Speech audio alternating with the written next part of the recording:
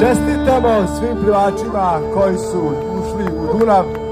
Imamo i onog ko je stigao prvi do krsta. Sad ćemo da ga pitamo kako se zove i odakle dolazi. Nenad Vlačica iz Novog Sada. Kaži mi, kakav je osjećaj prvi stići do časnog Bogojadinskog krsta? Dobar je osjećaj, drugi put plivam, prvi put osvajam i